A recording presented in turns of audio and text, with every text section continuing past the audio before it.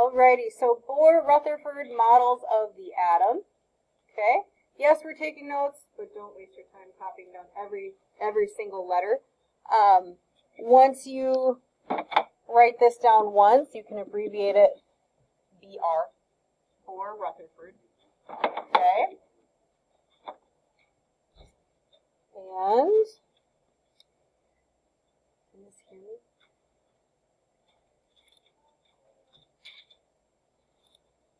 Okay, so you've seen this before. This is the Bohr-Rutherford way to represent the atom. You don't need to draw this over and over again. The idea is simply that we have protons and neutrons in the middle. We have electrons out here on these levels. Does anybody recall how many electrons can this first level hold? Yes, sir. Only 2. And if you have more electrons than that, where do the next ones have to go? To the next level, right? And how many can level 2 hold? This is a blast from like 2 weeks ago. Blast from the past. It holds 4, right? It is 8. It can hold up to 8. Okay, so it may only have, like in this case, we only have 3 electrons. Okay, this ring can hold up to 8, and once it's full, then you would have to go to the next ring, and so on and so forth. Okay, so that's the basic idea. Of course, we understand today it's not necessarily a ring that's out there. What are those energy levels more like? They're not like these track lanes that you see. They're like clouds. They're more like a 3D cloud. Very good. Okay, moving on. So the basic idea is you put your protons and neutrons in the nucleus. You don't have to write these steps out. And then you put the electrons in their proper shells. So first off, let's count these electrons. How many do we have here? We have 2 in the first ring. 12. We have 12 total. We have 12 total electrons. Now, if it's not charged, if I have 12 negatives, then how many positives do I have? 12. That's not really rocket science. Okay, so if it's just by looking at the electrons and I'm telling you it's not charged, okay, do I know what atom it is? I have 12 protons, which means my atomic number is 12. Okay, so which atom is it? Yes, you should probably have your periodic table out.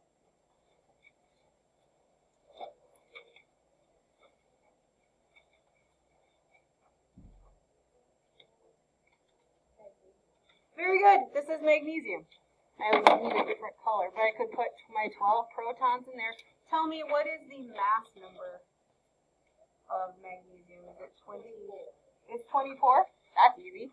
So 24, which means I would have 12 neutrons. Okay. Questions here? Magnesium? Yes, it's explosive. Not as explosive as, say, sodium. But it is also very important for, that's a G. It's important for strong bones. What? For fire starters? That's probably good, because yes, it will ignite. No, it's not going to be, it's not so explosive that you're going to hurt yourself. Okay? Alrighty. Yes, this is one thing. You should write this down almost exactly as you see it, and you can take up at least 4 lines. I want it nice and big in your notebook so you can see it.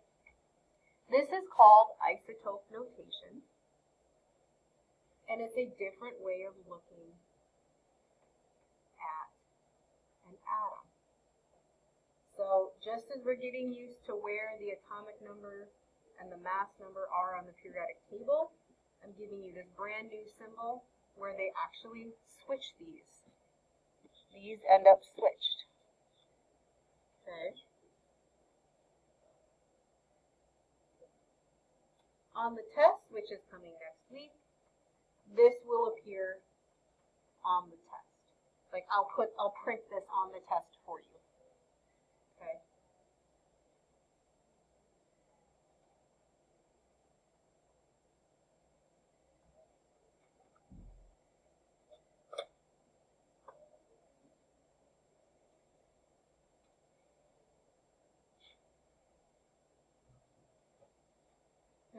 while you guys are writing, does anybody remember what an isotope is? How are they? Yes. Sorry. And but what about them is different? Like if I had carbon 13 versus carbon 14.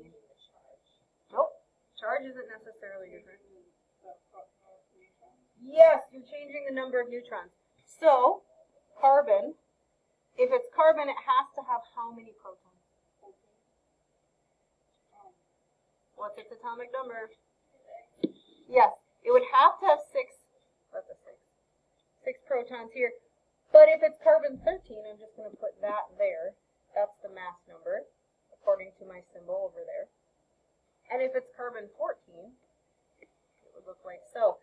So what's different between these two? They have different numbers of neutrons. Yes, and it's set up so you can kind of quickly mentally calculate those neutrons. What's 13 minus 6? 7. What's 14 minus 6? 8. Sorry for my sloppy writing. Okay, but it's sort of set up so you can calculate that very quickly. Yes, and right now there's no charge indicated, so we assume it's neutral, which means the protons and electrons are equal to each other. Okay, and we'll get into that in the next couple slides. All right. Okay, so you don't need to copy all this. I mean, you might want to do quick little bullseye so you can create your atom. But I'm just going to walk you through a couple examples before I let you out on your own. So, and I don't know how to get this perfectly under there, but you can just imagine that it's perfect like so. So what is my atomic number? Remember, this is an isotope notation.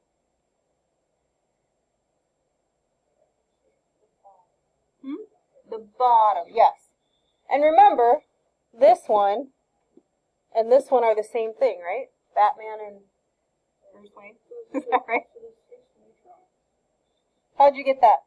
Because the one on the bottom, or the atomic number, is protons and neutrons, and the mass is just neutrons. Right? Close. This is your mass number. Yeah, the mass is protons and neutrons, and the two numbers just protons plus neutrons, that's just your proton. So how do I calculate neutrons? I set it up so all you have to do is go 12 minus 6 equals 6. Now, do you see a charge on there? Does it say positive or negative? No. So, if there's no charge, which we'll get into later, that means your pluses have to equal your negatives. So if I have 6 pluses in the middle, and I have 6 neutrons, remember neutrons don't give anything to the charge. How many electrons must I have if I have 6 pluses in here? 6. You must have 6 electrons. Okay. Now, I know this is weaving together a lot of stuff. I have 6 total electrons. The first ring can hold how many? 4. Close. 2. So the first 2 go there. Doesn't really matter where you put them. You can put them left and right. I just always put them opposite each other. Okay. 1, 2, but I need a total of 6, so the next 4 go on the outer ring. Is the first ring full? Yes. This is ring 1. Yes. Is the second ring full? No. It can hold up to 8, right? This one can hold. No! Can I just end it? There we go. This one can hold up to 8, but it only has 4 right now. Okay, we're going to do some more practice, don't worry.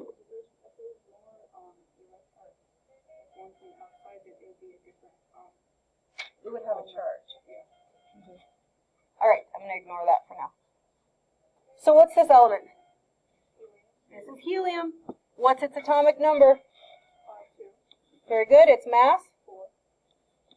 Protons? 2. Neutrons? 2. Yeah, 2. Yep. There's no charge indicated. It doesn't say that it's a plus. It doesn't say that it's a negative or anything. Okay.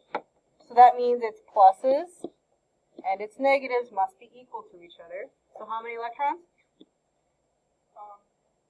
2. Very good. So I'm going to have So you can do this a couple ways. You can do the 2p, or you can go plus, plus, and then have your n and your n. Okay. And then I have 2 electrons, so an electron there and an electron there. I have 2 of each. That's a helium atom. Is this making sense? Kind of. Okay. Should we try one more? What does N stand for? Nitrogen. What is the atomic number of nitrogen? Mass number. Very good. Protons. Neutrons. Yep. So I have this. Let's take care of the nucleus while we're at it. 7 pro, 8 neutrons. You're welcome to draw all the pluses that you want. I just think that's quicker. Okay. Now it's neutral, so my pluses have to equal my negatives. How many electrons do I have? Very good. So how many go in this first ring? 1, 2, 3, 4, 5, 6, 7. After you do a few, it becomes, yeah, you're just doing the same thing over and over. All right, now we're going to switch it up. We're going to add a charge. We're going to add a charge. Now, you don't have to write this whole thing. The only thing I want you to pay attention to is the fact that charge is always shown with a superscript. Super means above. Okay? So, for example, hydrogen and everything underneath it will always be a +1. Sodium is the same way. Okay? Magnesium, however, will be a 2+. Okay? On the other side, if you look at fluorine, chlorine, bromine, that entire yellow column, iodine, astatine, they will be a negative charge. Oxygen is a 2 negative. Okay? I don't expect you to memorize any of that. I'm just giving you examples. But that if you see that little positive or negative, that's telling you that which 2 particles are not equal to each other. Which particle has a positive charge? Your choices are proton, neutron, and electron. Proton. Protons are positive, and what are negative? Electron. So if you see this, sodium, for example, with a 1+ charge, that means I have, what do I have more of, protons or electrons? You must have more protons. And if I have a negative one, I must have more negatives. Okay? Okay. Let's try lithium real quick. And then I'll hand out your assignment. That's okay. We're close to our 15-minute time here. Atomic number of lithium is? Look at your periodic table. 3. Mass number? Protons? Neutrons? Okay, let's take care of that. 3 protons, 4 neutrons. Now, remember these are my plus charge, so I'm going to keep track of them here. Okay, think of this as a scoreboard. Now, it's telling me I have a 1+ charge. So that means whatever I have here, it's 1. I have 1 more of these compared to negatives. So how many negatives do I have? 2. I have a negative and a negative. So what happens, these cancel out, these cancel out, you're left with 1 proton that's unbalanced, and you get your overall lithium 1+ charge. That makes sense. Okay, I'm going to pause the video.